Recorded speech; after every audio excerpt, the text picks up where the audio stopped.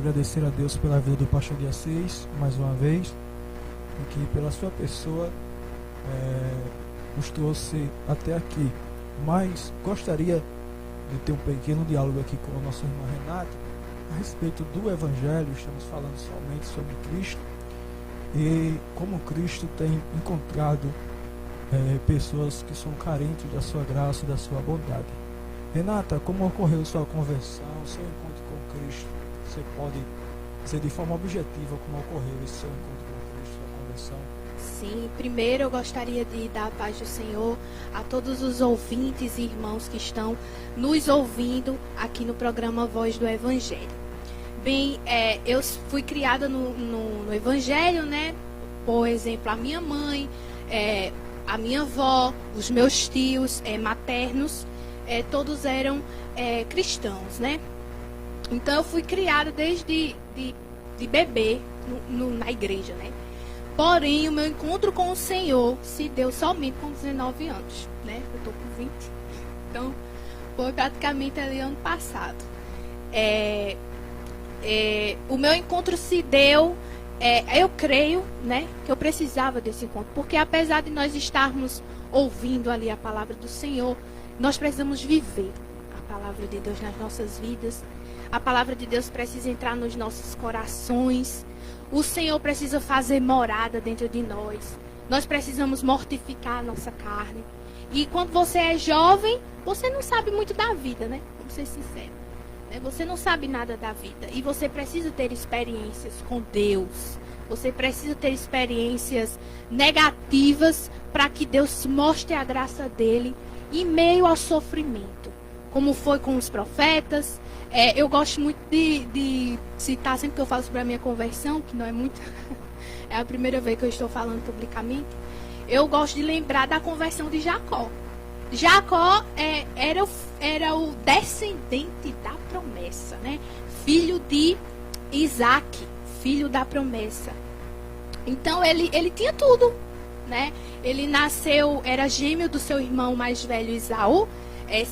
Ele nasceu pegado no calcanhar de Esaú, e por isso o nome dele é Jacó, né? Aquele que nasce pegando no calcanhar. E ele era mentiroso, ele era enganador, e ele não era convertido. Tanto que ele chegou a falar: o Deus do meu pai não é o meu Deus, é o Deus do meu pai, é o Deus que meu pai serve. É possível esse Deus? Mas quando ele teve um encontro verdadeiro com Deus, foi quando ele ficou sozinho.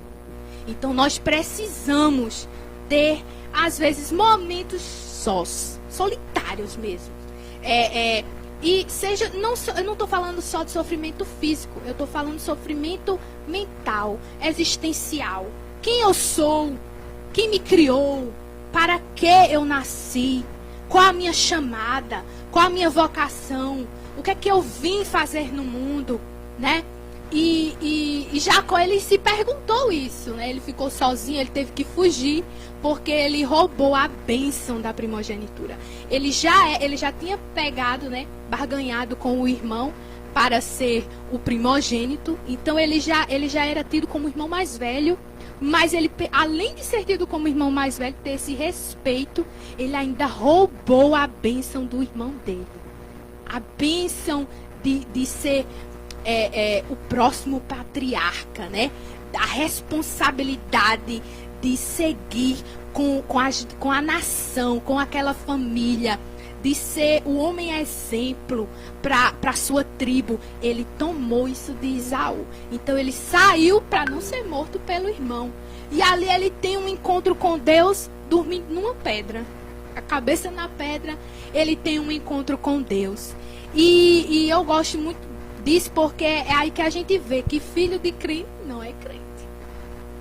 Filho de cristão não é cristão. Filho de pastor não é pastor.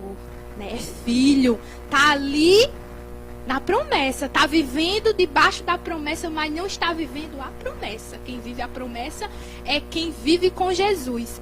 E ali minha mãe orava por mim, eu me desviei da igreja e ainda não tinha tido um encontro verdadeiro com Jesus, apesar de ter vivido experiências boas. Mas quando eu falo encontro, eu estou falando de maturidade, né? Maturidade na palavra, conhecimento da palavra, quem é Jesus, por que Jesus veio, para que serve a salvação, para que o batismo, porque o cristão se veste diferente do povo do mundo, porque não se veste igual, porque o cristão não pode agir de certas formas que a maioria das pessoas agem, né? Todos esses questionamentos, né? Isso vai gerando uma rebeldia dentro da gente, a gente nem percebe. A gente começa a questionar até o óbvio. Tá ali a resposta, bem pertinho da gente, mas a gente questiona por quê? Pra que eu vou fazer isso? É besteira, rapaz. Vou fazer o que eu quero. E, enfim, aí com 15 anos foi quando eu saí de vez. Mas aí minha mãe continuou, orando, pregando pra mim, falava a verdade na minha cara. Olha, eu não criei filho pra servir ao diabo, não. Vá se preparando aí. Você não nasceu para ir pro inferno. Você nasceu para ir pro céu. Agora, se você quer descobrir aí como chegar lá, você vai rapidinho. E continuar ali orando por mim, apesar das lutas, né, espirituais, apesar do staff espiritual, porque tem as guerras espirituais, né? Nós sabemos que o inimigo, ele tenta bloquear a visão espiritual para você começar a dizer, será que vale a pena orar por essa pessoa? Será que vale a pena interceder por essa pessoa? A minha mãe permaneceu firme ali. E aí, com 19 anos, foi que veio o meu encontro com Deus. Então, assim, não foi muito... não demorou muito tempo, não, viu? Mas eu passei por um processo de metanoia, mudança de mente. Tudo o que eu pensava, nada dava certo. Nada dava certo. Nada ia pra frente. Se era estudo, não dava, não tinha aquela visão. Nada dava certo. E aí eu tive um encontro com Jesus, né? Foi na casa do irmão. Fui eu que pedi para ir. Eu falei, não, eu vou, mãe, eu quero ir para a oração, vocês vão. E foi ali que houve a minha libertação.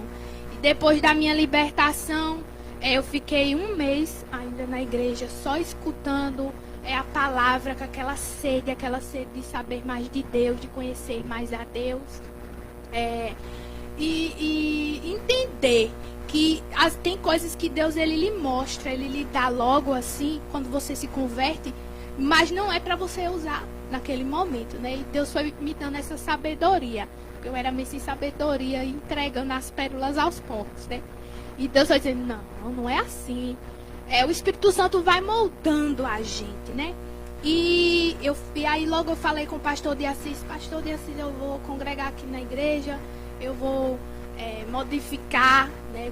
Vou seguir os planos do Senhor para a minha vida. Nós não somos perfeitos, eu não sou perfeita, obviamente, mas nós tentamos, nós buscamos a santificação, como já foi falado aqui, a cada dia, né? Nós oramos, nós jejuamos, todos os dias nós estamos ali conversando com o Senhor, em momentos em que nosso tempo livre, e Deus vai fazendo a obra nas nossas vidas, e eu agradeço a Deus por estar aqui.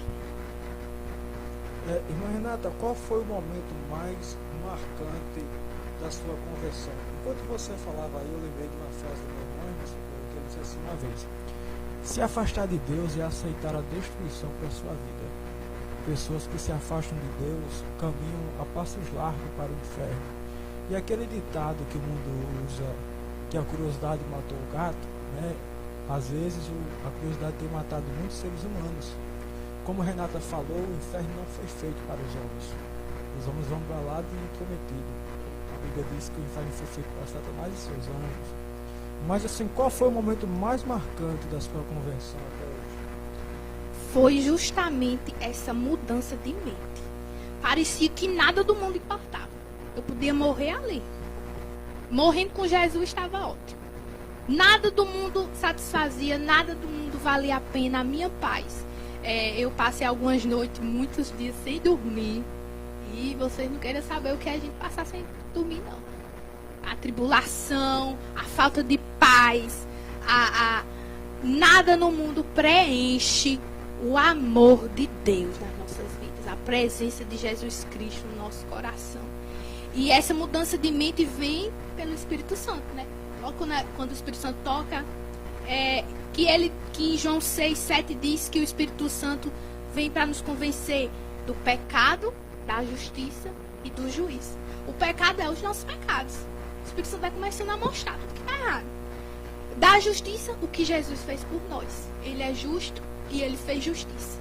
E do juízo, que é justamente o juízo que já está predeterminado para Satanás e os demônios, mas que para o ser humano, ele tem chance ainda de voltar. Então, essa mudança de mente e também a volta, né? Deus vai mostrando todos os projetos. Tudo. Desde o início, desde quando você era criança, sabe aquelas coisinhas, aqueles sonhos de criança, tipo assim, de casar, de ter filhos, de ter uma casa, de viver bem, de ter paz, de ter amor, de ter alegria. Tudo que é de bom, o Espírito Santo volta para sua mente. Tira tudo que não presta. Tudo que não presta, não vale nada, não é mais atrativo aos seus olhos. Mas tudo que é de Deus, tudo que é eterno, a sabedoria, o conhecimento, a paz, o amor, a família, tudo que é bom, volta a morar dentro de você. E aí que nasce a esperança. Então, para mim, sem dúvida, foi o agir do Espírito Santo na minha vida. Glória a Deus. E nessa sua mudança radical de viver, de pensar, que o Senhor lhe transformou, na sua opinião, quais são os principais desafios de um cristão hoje? A gente sabe que em cada período a igreja teve seus desafios de perseguição, e os tempos modernos hoje nos mostram muitos desafios. Mas nessa sua mudança de pensamento, quais são os principais desafios do cristão hoje? Eu coloquei aqui no meu esboço 3.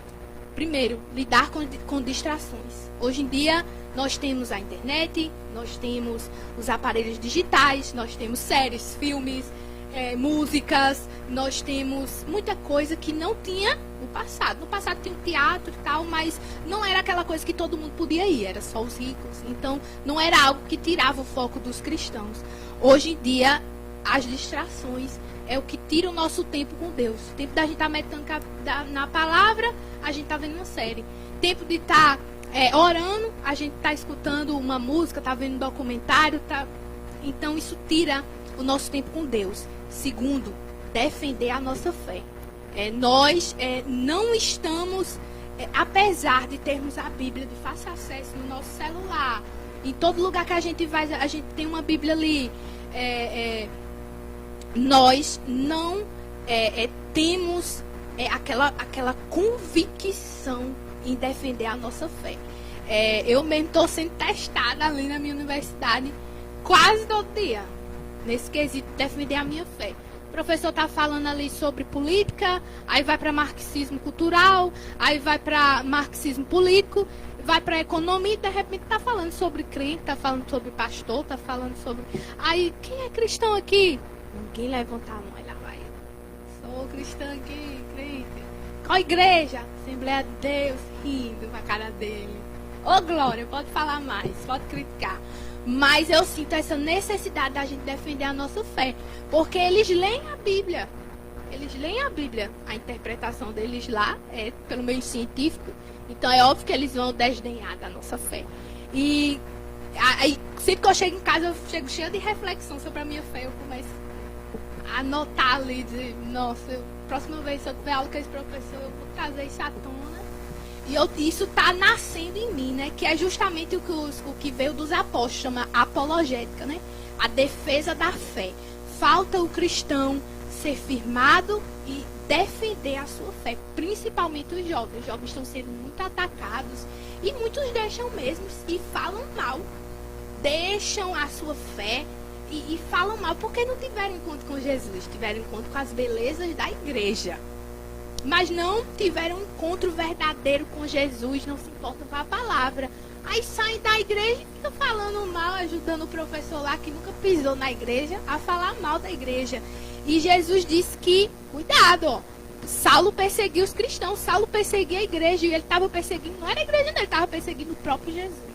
E Jesus teve um encontro com ele. Então eu oro para que as pessoas que vêm nos criticar, que elas tenham um verdadeiro encontro com Jesus. E eu espero, né, me capacitar para poder defender cada vez mais a minha fé, com mais convicção, com mais argumentos, com mais embasamento na palavra. Renata, eu vou te fazer uma pergunta extracurricular que não está no esboço, mas mediante o que você falou aqui.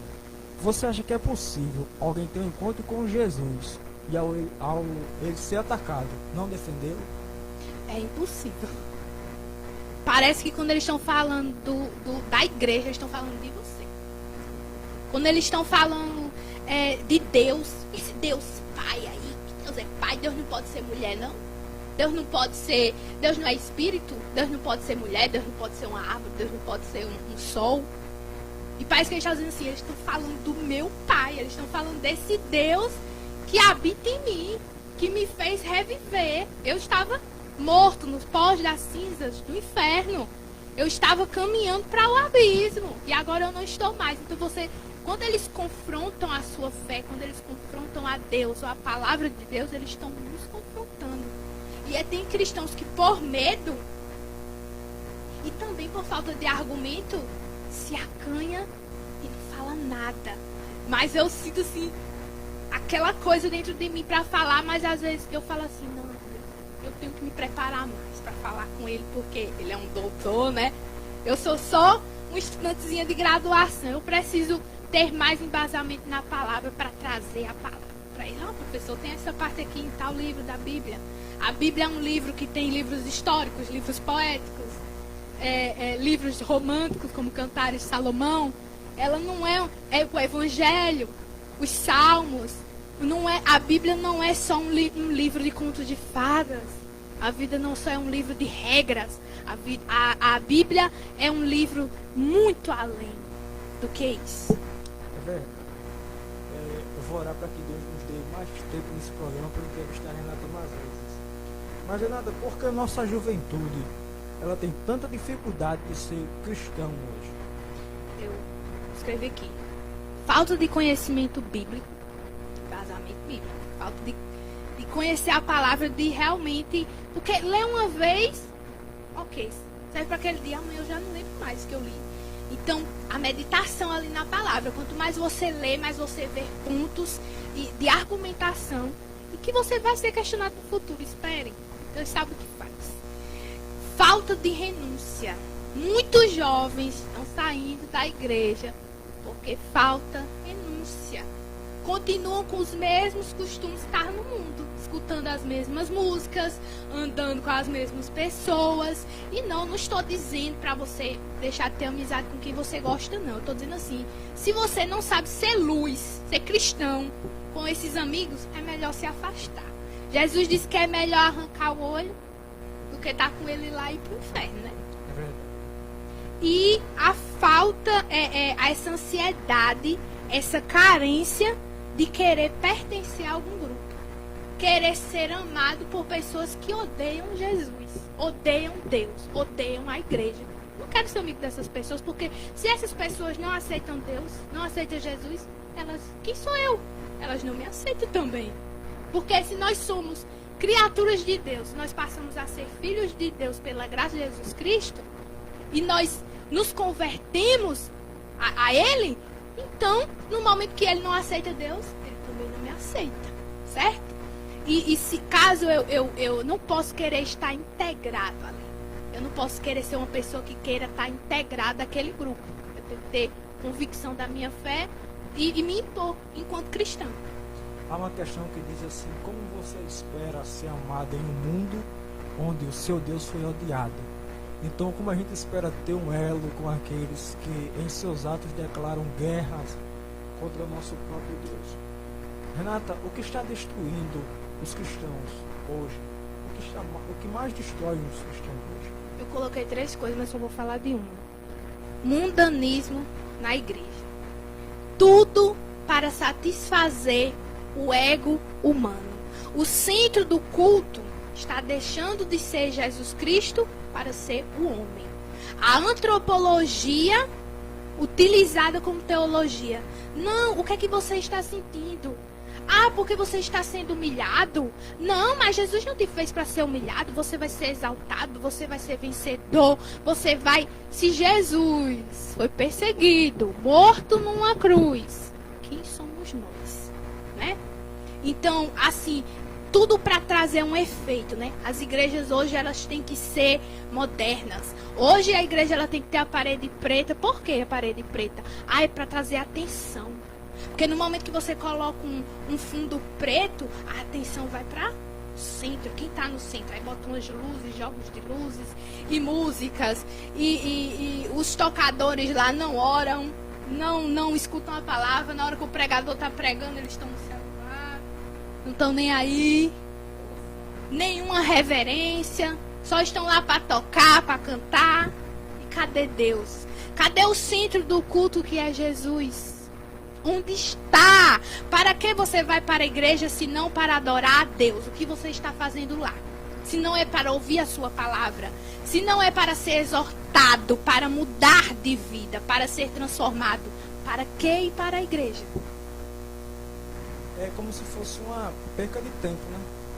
Porque você está lá apenas como uma fantasia. Algumas pessoas nos veem por fora, mas Deus, ele está nos examinando por dentro. Renata, e quais as soluções para mudarmos o que encontramos nas Escrituras? Para a gente mudar essa geração que cada vez mais é mais perversa e má, e há quem diga que se Deus não punir essa geração, ele deve um pedido de perdão a Sodoma e Gomorra, porque estamos cada vez mais vendo a nossa geração indo de mal a pior. Mas quais as soluções para mudarmos o que encontramos nas Escrituras? Quando o senhor falou isso, eu lembrei do versículo que tem, né? Onde superabundou o pecado, superabundou a graça. Onde abundou o pecado, superabundou a graça. Mas é que eu coloquei 3. Voltar ao primeiro amor. A gente não entende essa passagem, mas está lá em 1 João 4,19, que fala: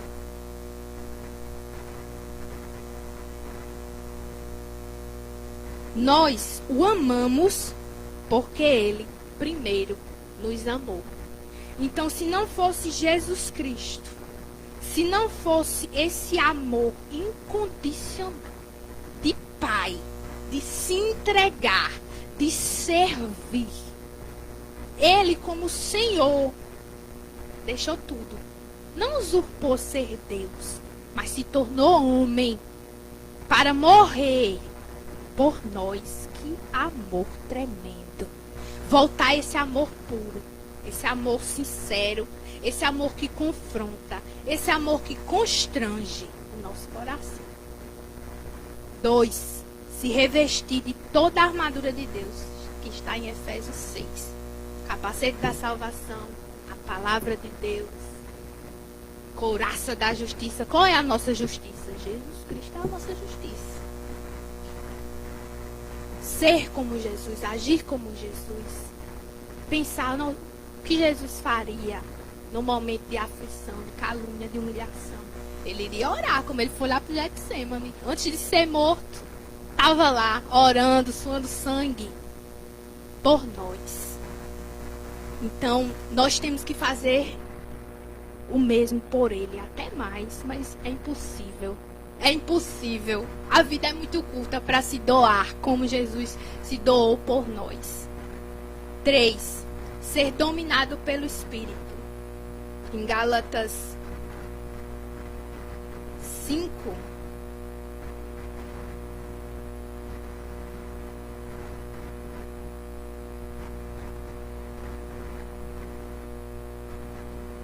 (16 e 17) diz: o apóstolo Paulo nos diz: quero dizer a vocês o seguinte: deixem que o Espírito de Deus dirija a vida de vocês e não obedeçam aos desejos da natureza humana.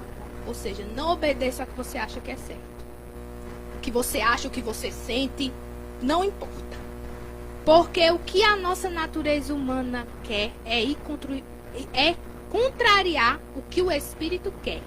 E o que o Espírito quer é contra o que a natureza humana quer. Os dois são inimigos. E por isso vocês não podem fazer o que vocês querem. Aí o apóstolo Paulo está dizendo assim: sejam adultos, cresçam, amadureçam. É isso, amadureçam. Não é nem ser adulto, é amadurecer. Amadureçam na fé. Vocês não podem fazer o que vocês querem. Porque se for assim, o mundo vira uma bagunça. O céu é de ordem. Então vocês têm que viver aqui como é no céu. Ordem. Vocês não devem fazer o que a carne de vocês quer. Né? Porque a carne só leva à destruição, só leva ao pecado e aí em diante. Mas o Espírito é o que vivifica o homem. E tudo que é bom vem do Espírito. Veja, amor, alegria, paz, paciência, mansidão, bondade, fidelidade, humildade, principal, domínio próprio. Quem não domina a sua raiva, que nem o irmão Joel no passado, mas glória a Deus, está liberto. Vai bater em todo mundo, ser agressivo. Deus está dizendo, controla essa raiva. Dá a cara a tapa, não vai bater não. Jesus levou muito mais. Levou chicotadas, tapas, cuspes, todo tipo de humilhação. E você aí tá querendo matar o homem porque o homem lhe xingou? Deixa eu pra lá. Enquanto o Renato falava, inclusive eu vou usar uma expressão bíblica aqui, amados, o tempo é chegado, já chegou a nossa hora. Mas eu lembrava que hoje, a nossa geração, como a Renata falou, busca muita exaltação. Mas esquece aquilo que a Bíblia diz, ele humilhando a si mesmo. Jesus não somente foi humilhado, ele se humilhou, tomando a forma de servo e de homem, morrendo até a morte de cruz. Ou seja, ele não passou só pelo ato da humilhação, ele se humilhou no acontecimento lá de quando ele pega a toalha e vai lavar os pés dos discípulos, né? A tradição judaica vai dizer que nem os servos queriam fazer este serviço, mas Jesus quis fazer. Por isso que Pedro tem a recusa, tu nunca lavarás os meus pés. Ele estava querendo dizer, o Senhor nunca vai me servir, o mestre aqui é o Senhor. Mas Jesus disse, se eu não fizer, tu não tem parte comigo no meu reino. O Senhor não lava só os meus pés. Jesus estava dizendo a Pedro, para andar comigo tem que aprender a servir. Eu sou servo, estou servindo vocês. Para vocês fazer parte do meu reino, vocês também têm que ser servo. Mas para finalizar, peço que Renato deixe suas considerações finais e oramos, finalizando, e deixa a Lina aí sobreviver com Sara Farias a pedido da nossa irmã Fábio. Bem, eu quero agradecer o convite que o irmão Joel fez da minha mãe e